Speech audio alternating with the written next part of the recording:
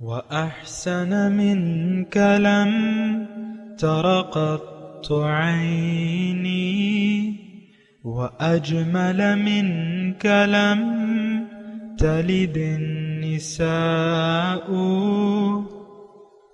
خلقت مبرأ من كل عيب خلقت مبرأ من كل عيب كأنك قد خلقت كما تشاء. كتاب أنزلناه إليك مبارك ليدبروا آياته وليتذكر أولو الألباب. یہ کتاب برکت والی ہے جسے ہم نے آپ کی طرف نازل فرمایا ہے تاکہ دانش مند لوگ اس کی آیتوں میں غور و فکر کریں اور نصیحت حاصل کریں. اللہم صلی علی سیدنا محمد وعلی آل سیدنا محمد بعدد کل ذرۃ مئۃ الف الف مرۃ. سامعین اور ناظرین کرام، السلام علیکم ورحمۃ اللہ وبرکاتہ. سامعین کرام، سورہ عنکبوت آیت نمبر 25، سبق کا نمبر 1849. آج کا موضوع، کیا ہم اللہ تعالیٰ کی رحمت خصوصی کے مستحق ہیں؟ اس کے ساتھ آج کے سبق کا آغاز کرتے ہیں. سب سے پہلے گزشتہ سبق کا اعادہ ہوگا. اعوذ باللہ من الشیطان الرجیم. پناہ مانگتا ہوں میں اللہ کی شیطان مردود سے. بسم اللہ الرحمن الرحیم. شروع اللہ کے نام سے جو بڑا مہربان نہایت رحم والا ہے. فما كان جواب قومه إلا أن قالوا قتلوه أو حرقوه فأنجاه الله من النار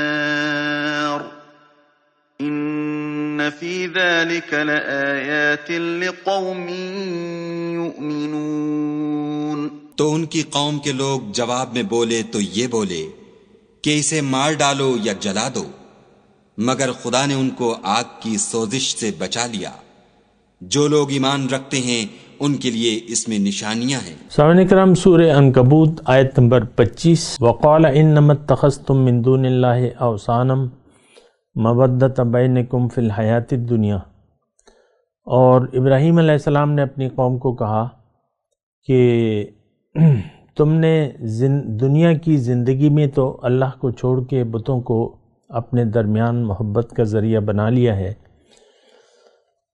ثم یوم القیامت یکفر بعضکم ببعض، پھر قیامت کے دن تم ایک دوسرے کا انکار کرو گے. ویلعن بعضکم بعضا، اور ایک دوسرے پر لعنت کرو گے.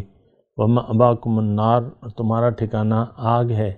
وما لکم من ناصرین، اور تمہارا کوئی مددگار نہیں ہوگا.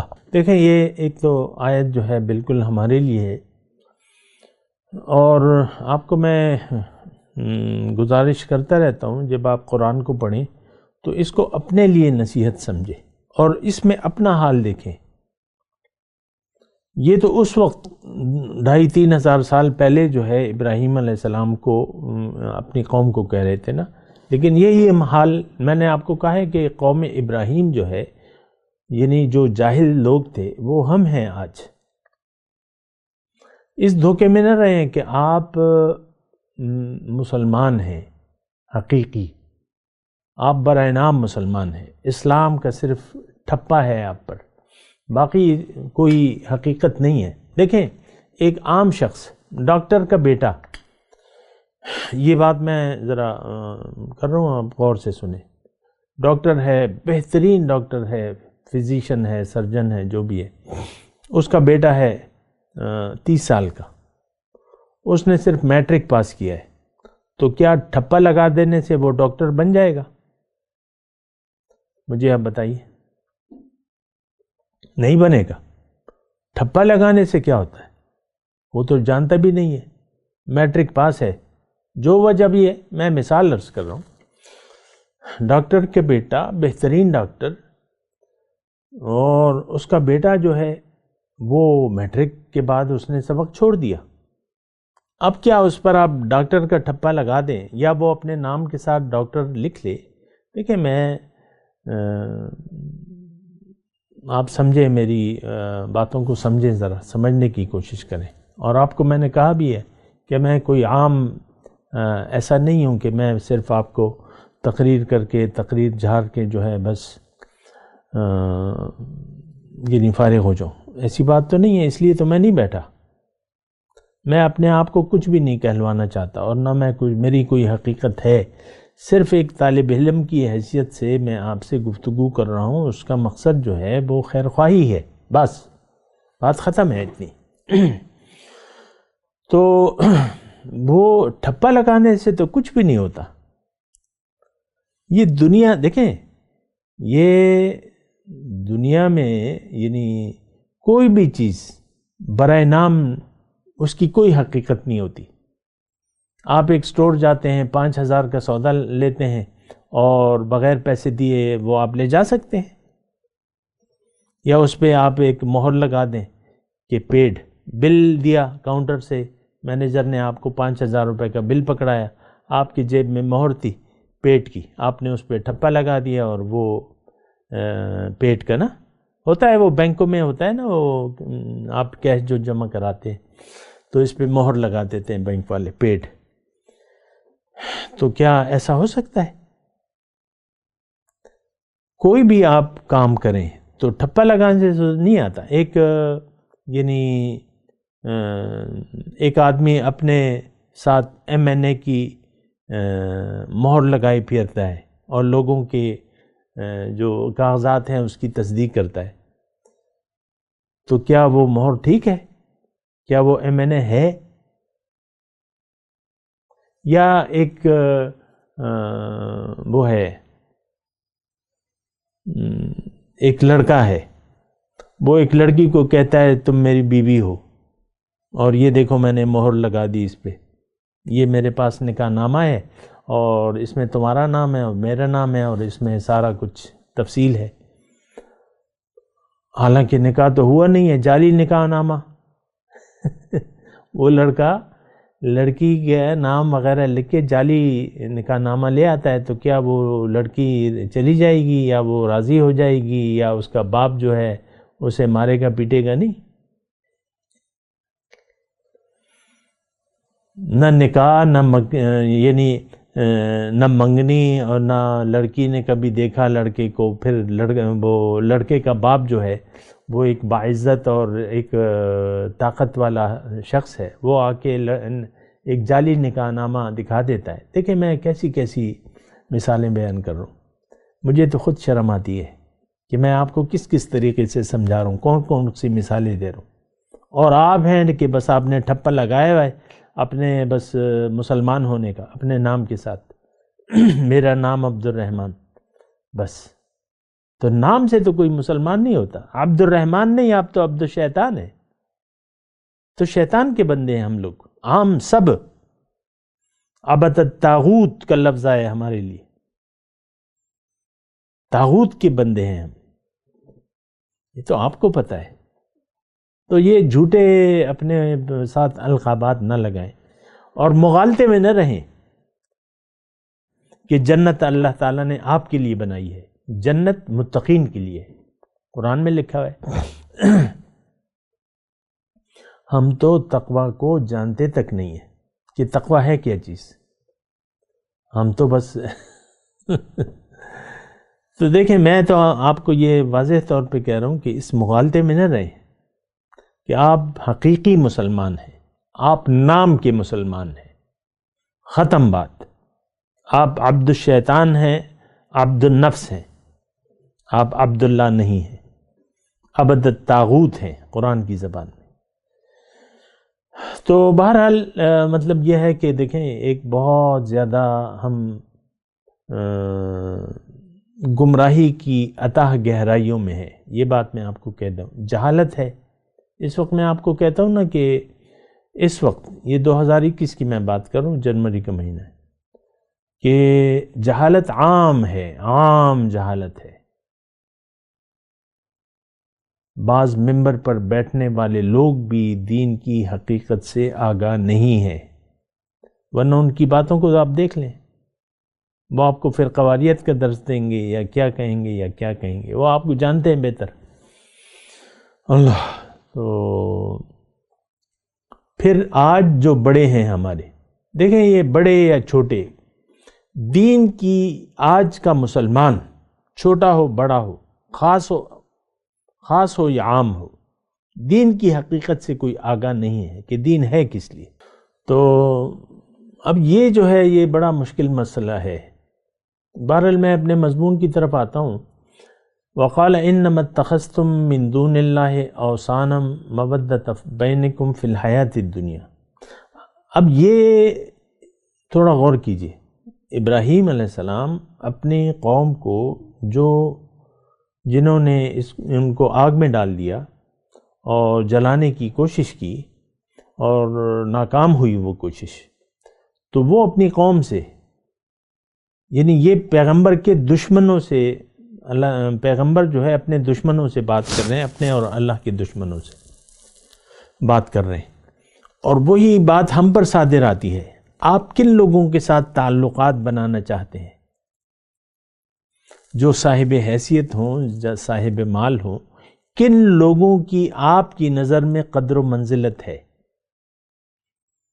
یہ زندہ باد اور مرد آباد کے جو نعرے آپ کن لوگوں کے لیے لگاتے ہیں؟ اب دیکھ لیں جو سیاسی جلسوں میں جو نعرے لگتے ہیں، کن لوگوں، وہ یعنی گرو ہوتے ہیں، سیاست کے گرو ہوتے ہیں، اور لوگوں کا خیال ہوتا ہے کہ یہ آئے گا تو بس ہماری کچھ منظور نظر ہوں گے ہم، کیونکہ پارٹی کے لوگ ہیں۔ تو بہرحال وقال انما اتخذتم من دون اللہ اوثانا مودۃ بینکم فی الحیات الدنیا، انہوں نے کہا کہ بھئی تم نے تو، ابراہیم علیہ السلام اپنی قوم سے کہہ رہے ہیں، تم نے تو دنیا کو، میں ذرا ترجمہ مختلف کر رہا ہوں، دنیا تو بت ہے، تم نے دنیا کو اپنے تعلقات کا ذریعہ بنا لیا ہے، اور یہی تعلقات جو ہیں ایک دوسرے کا قیامت کے دن انکار کریں گے، اور تم لوگ ایک دوسرے پر لعنت بھیجو گے۔ لیکن اب ابراہیم علیہ السلام تو واضح طور پہ کہہ دیا، کیا ان کی قوم باطل کی اطاعت سے باز آ گئی؟ نہیں آئی۔ ابھی اگلے آیت آ رہی ہے، وہ ہجرت کی بات کر رہے ہیں، آیت نمبر 26 میں، نہیں مانا انہوں نے۔ تو ثم یوم القیامت یکفر بعضکم ببعض ویلعن بعضکم بعضا ومأواکم النار وما لکم من ناصرین، اور تمہارا یعنی دیکھیں اس میں تھوڑا سا مضمون ہے، تمہارا ٹھکانہ دوزخ ہے، آگ۔ اب دوزخ میں کون جائے گا؟ جنہوں نے دنیا کو بنیاد بنا لیا آپس کے تعلقات کی۔ اور میں آپ کو اللہ کی عطا اور اس کی توفیق سے ایک بات وضاحت سے کہوں کہ اصل جو ہے وہ تو اللہ کو ہونا چاہیے ہمارے آپس میں تعلقات کی۔ ایک پیاری حدیث میں آپ کو اس کا مفہوم سنا رہا ہوں، بلکہ اس کی عبارت بھی مجھے یاد ہے۔ حضور صلی اللہ علیہ وسلم فرماتے ہیں، من احب للہ و ابغض للہ و اعطى للہ و منع للہ فقد استکمل الایمان۔ جس نے محبت کی اللہ کے لیے، بغض رکھا اللہ کے واسطے، اس نے اپنے ایمان کو کامل کر لیا۔ فقد استکمل الایمان، اس نے اپنے ایمان کو کامل کر لیا۔ بہت بڑا فرق ہے سر ہمارے طرز زندگی میں، یا جو نظریہ زندگی ہے، اور جو ہمیں تعلیم دی گئی ہے۔ ہمیں تو اللہ کی محبت کی تعلیم دی گئی ہے، اور اللہ کی وجہ سے ایک دوسرے سے تعلقات بنانے کی اللہ کے رسول نے ہدایت کی ہے۔ قیامت کے دن حدیث میں آتا ہے، مفہوم اس کا یہ ہے، قیامت کے دن اعلان ہوگا حشر کے دن، کہاں ہیں وہ لوگ جو اللہ کی وجہ سے ایک دوسرے سے محبت کریں گے؟ پھر ایک اور حدیث ہے کہ قیامت کے دن حضور صلی اللہ علیہ وسلم فرماتے ہیں کہ کچھ قیامت کے دن کچھ لوگ ایسے ہوں گے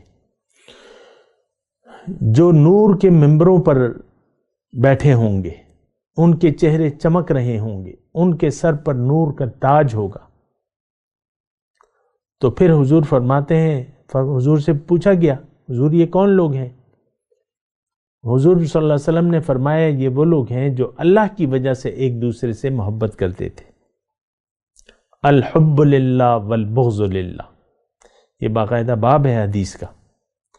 تو دیکھیں اللہ اگر آپ کی منزل بن جائے تو پھر آپ کے، دیکھیں میں ایک مختصر بات کہہ رہا ہوں، مومن چونکہ اللہ کا ہو جاتا ہے اور اپنے آپ کو اللہ کے سپرد کر دیتا ہے اور اللہ خالص اللہ سے محبت کرتا ہے، والذین آمنوا اشد حبا للہ، تو پھر کیا ہوتا ہے؟ پھر اس کے ہر کام میں للہیت ہوتی ہے، یہ اللہ کی وجہ سے جیتا ہے، اللہ کے لیے مرتا ہے۔ جیسے کہ وہ آیت ہے نا کہ ان صلاتی و نسکی و محیای و مماتی للہ رب العالمین لا شریک لہ، میری نماز، میری قربانی، میری زندگی، میری موت اللہ کے لیے ہے۔ تو انسان مومن کی زندگی میں للہیت ہوتی ہے، ہر کام کرنے یا نہ کرنے کی وجہ جو ہے وہ اللہ ہوتا ہے اور اللہ کی رضا ہوتی ہے۔ کچھ کاموں سے یہ پرہیز کرتا ہے کیونکہ اللہ تعالیٰ اس سے ناراض ہوتا ہے، اور کچھ کاموں کو یہ کرتا ہے کیونکہ اللہ تعالیٰ کے وہ رضا کے کام ہوتے ہیں۔ مختصر میں بات بتاؤں، للہیت، دیکھیں ایک نفسانیت ہے اور ایک للہیت ہے۔ ہم لوگ دنیا کے لیے جی رہے ہیں اور دنیا ہی کے لیے مر رہے ہیں، اور دنیا ہی ہمارے آپس کے مابین کے تعلقات کا باعث ہے۔ اس بات کو آپ مانتے ہیں؟ میں آپ سے پوچھ رہا ہوں، اس بات کو آپ مانتے ہیں؟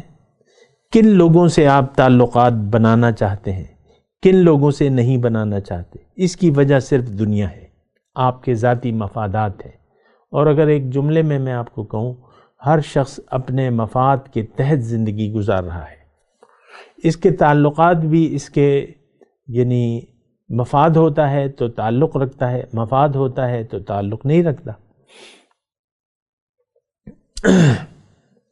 لیکن اس کا ایک نتیجہ ہے، دیکھیں ہر کام کا ایک نتیجہ ہے۔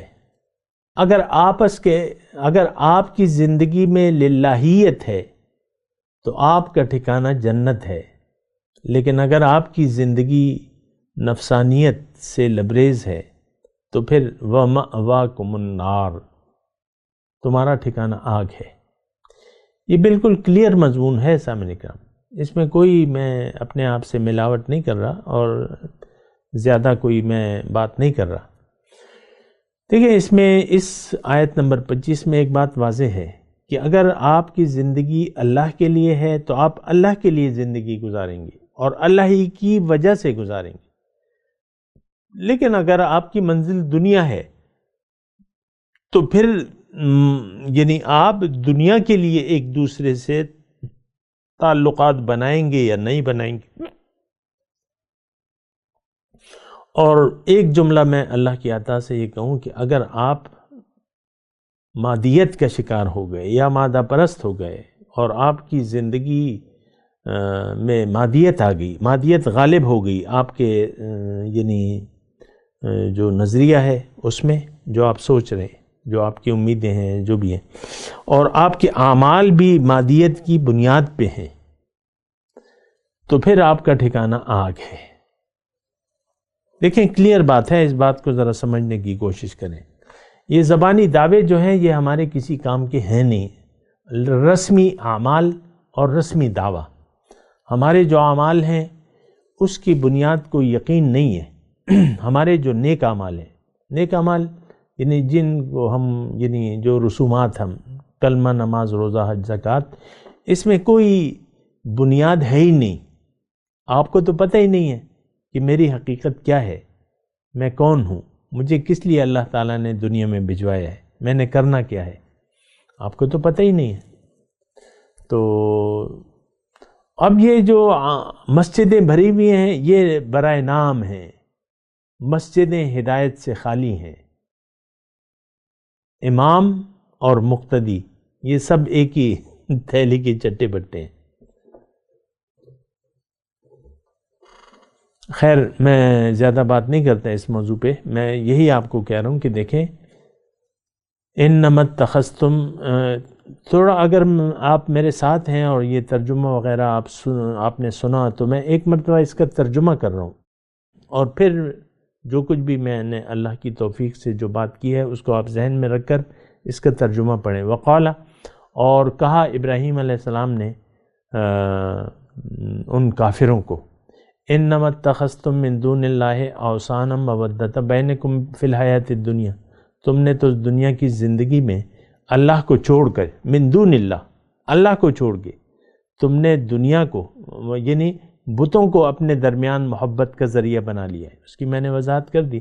ثم یوم القیامت یکفر بعضکم ببعض، پھر قیامت کے دن تم ایک دوسرے کا انکار کرو گے، ویلعن بعضکم بعضا، اور ایک دوسرے پر لعنت کرو گے، ومأواکم النار، تمہارا ٹھکانہ آگ ہے، وما لکم من ناصرین، تمہارا کوئی مددگار نہیں ہے۔ اس پہ میں گزشتہ سبق میں بھی تھوڑی بات کر چکا ہوں، لیکن یہ تھوڑی سی میں اور کرنا چاہتا ہوں۔ دیکھیں اللہ کی مدد جو اصل چیز ہے، دیکھیں اللہ تعالیٰ نے ہمیں محبت کے ساتھ پیدا کیا ہے، ہماری پیدائش دنیا میں آنے کی وجہ جو ہے وہ اللہ کا پیار اور اللہ کی محبت ہے۔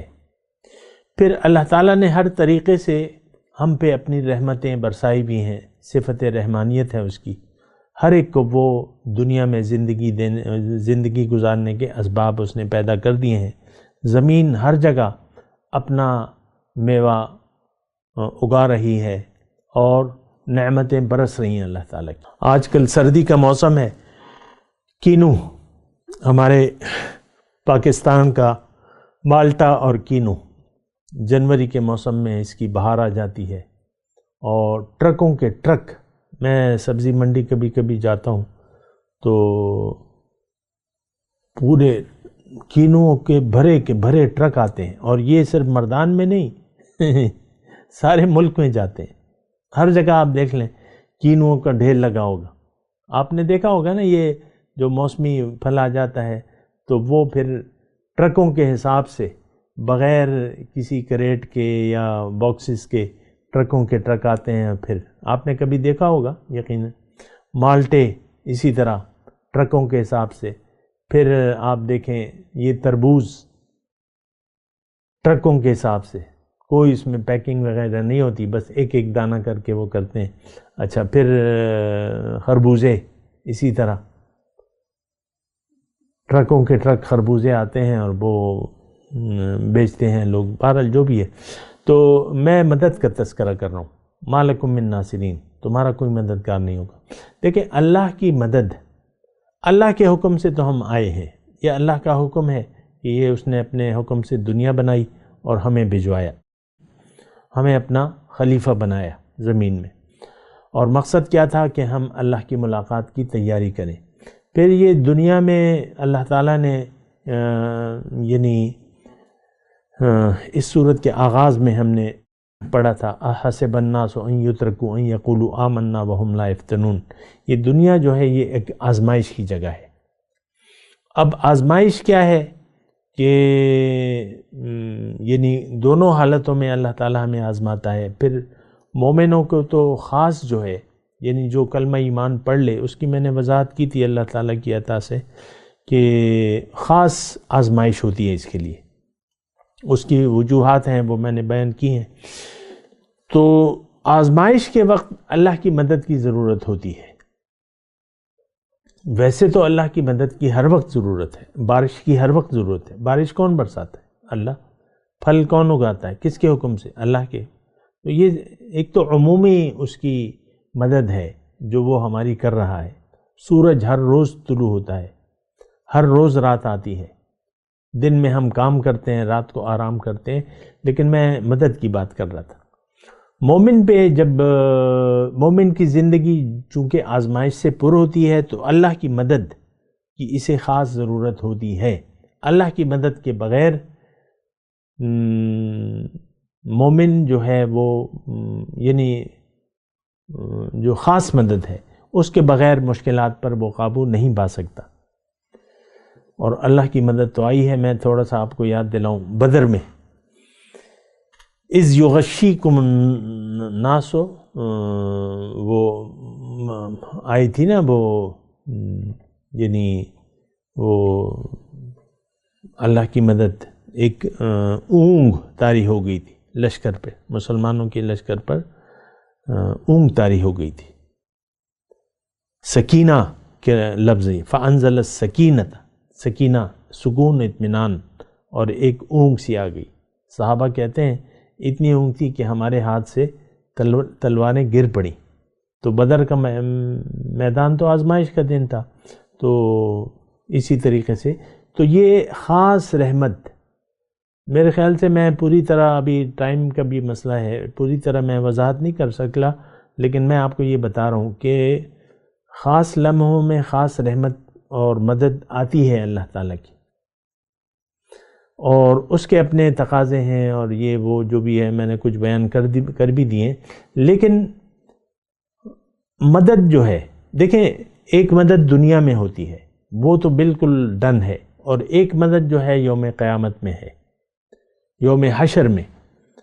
تو وہ مدد آئے گی، یعنی جو مومن ہیں، متقی ہیں، تو اللہ تعالیٰ کی مدد آئے گی. اور حشر کا دن حضور صلی اللہ علیہ وسلم فرماتے ہیں مومن کے لیے حشر کا دن ایک فرض نماز کی ادائیگی کے برابر ہوگا. یعنی اتنے وقت میں 5 منٹ میں آپ عام طور پہ 5-6 منٹ میں 4 رکعت پڑھ لیتے ہیں. فرض نماز 2 رکعت بھی ہو سکتی ہے فجر کی. تو اب یہ اللہ کی مدد سے ہوگا. وہ دن جو 50,000 سال پر محیط ہوگا کافروں کے لیے، اور سورج جو ہے سوا نیزے پر ہوگا. لیکن مومنوں کے لیے اس گھبراہٹ کے دن اللہ کی مدد سے وہ مرحلہ بہت خوش اسلوبی سے طے ہو جائے گا. اور اللہ تعالیٰ نے قرآن میں یہ فرمایا ہے کہ وَهُم مِّن فَزَعٍ يَوْمَئِذٍ آمِنُونَ، اس دن وہ قیامت کے دن کی گھبراہٹ سے محفوظ ہوں گے. تو بہرحال خلاصہ کلام یہ ہے کہ اصل تو اللہ تعالیٰ کی مدد ہے، لیکن یہ دنیا میں بھی اور آخرت میں بھی. اور یہ مدد کے مستحق آپ اس وقت ہوں گے جب کہ آپ کا ایمان کامل ایمان باللہ ہوگا، آپ نے زندگی اللہ کے لیے خالص کی ہوگی. اور اللہ کے لیے اگر آپ زندگی گزار رہے ہیں تو پہلے مدد دنیا میں ہوگی. ہر وقت اللہ کی مدد آپ کے لیے شامل حال ہوگی، آپ کے شامل حال ہوگی. اور قیامت اور قبر اور یہ تو بس سارے اللہ کی مدد سے ہی بیڑا پار ہوگا، اور دنیا میں اور آخرت میں. یہ بات نوٹ کر لیں. میں تلاوت کرتا ہوں، میرے ساتھ دہرائیے. اعوذ باللہ من الشیطان الرجیم، بسم اللہ الرحمن الرحیم. وقال انما اتخذتم من دون اللہ اوثانا مودۃ بینکم فی الحیاۃ الدنیا ثم یوم القیامۃ یکفر بعضکم ببعض ویلعن بعضکم بعضا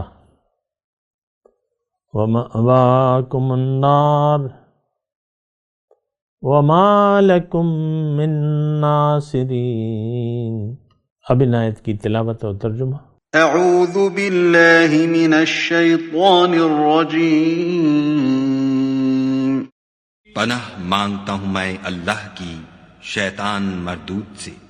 بسم اللہ الرحمن الرحیم.